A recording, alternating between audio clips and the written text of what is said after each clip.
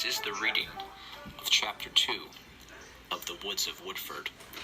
If you have not already listened to Chapter 1, you will want to go back and do so before continuing this video. The Woods of Woodford, Chapter 2. Bob was in for it now. His mind started to race. He needed to think of something. There had to be some way he could get himself out of this.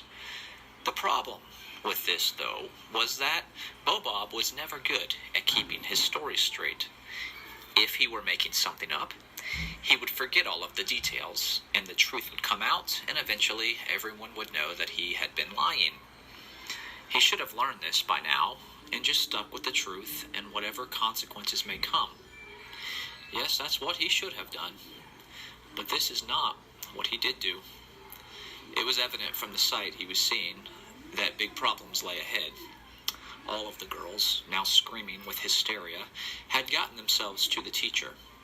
Miss Norton had a look of concern on her face, which quickly changed to a look of horror and disgust as the girls found their way to her, and she could smell them. If he wasn't in such trouble, what he was watching would have been very funny. All of the girls were screaming, crying, jumping up and down and holding their noses. Miss Norton tried to stay calm, but it was obvious that this smell was getting to her as well. Bob could faintly hear her ask the girls what had happened. The girls, all together, in unison, said, "Bob." Miss Norton turned and looked directly at him. This was going to be bad. Bob was sent immediately to the principal's office, which was just down the hallway from his classroom. He still had not decided what he was going to say to try to get out of this. As it turns out, he didn't have very long to wait, because the principal was waiting for him. "What is this all about, Bob?" she asked in a very stern voice. "Your teacher says you gave the girls in your class something nasty and told them it was perfume.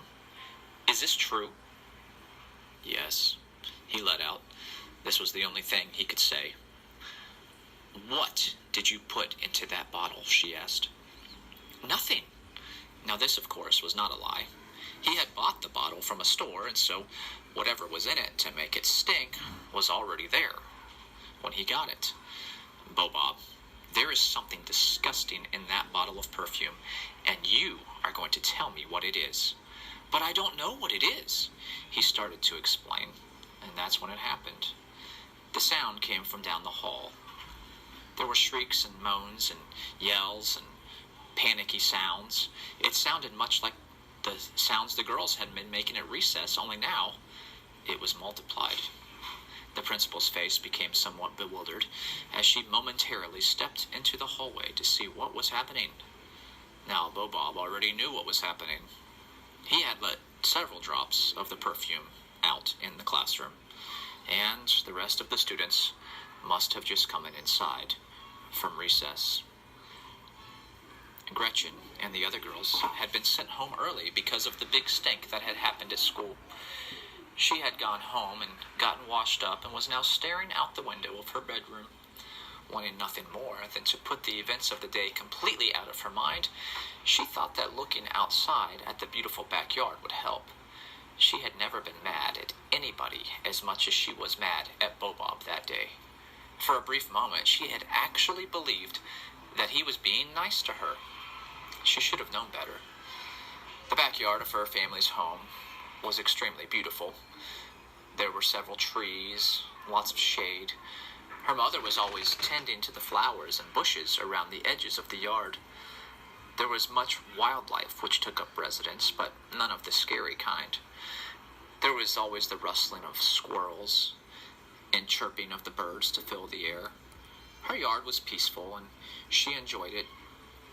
As she did a quick scan around the property, everything seemed to be normal. The plants were beautiful, and the day was bright. This idea had been a good one.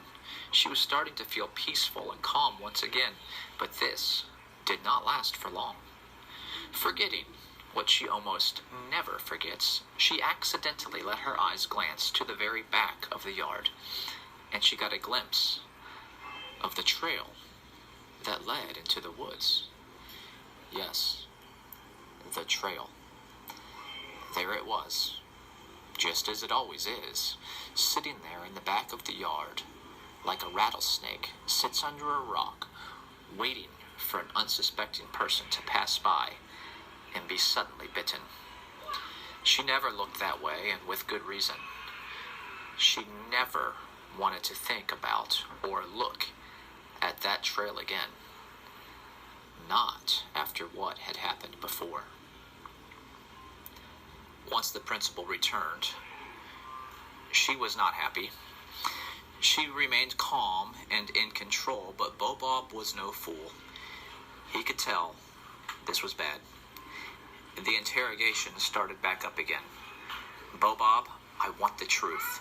What did you put into that perfume bottle? Bob responded, I told you, I didn't put anything into it. That's the way it was when I got it. Now, there was a moment of silence as this was contemplated. She sensed that maybe he was telling the truth. Okay, she said, and where exactly did you get it? This could be the moment of the story that the real trouble begins. Before, Bob had no idea how he was going to try to get out of this. Up until now, he didn't think that he had any hope of getting out of it. Now, he had an idea that he thought was a stroke of genius, but would later prove to be foolish. Bob simply responded, Frank gave it to me. And that's the end of chapter 2. Come back next week for chapter 3.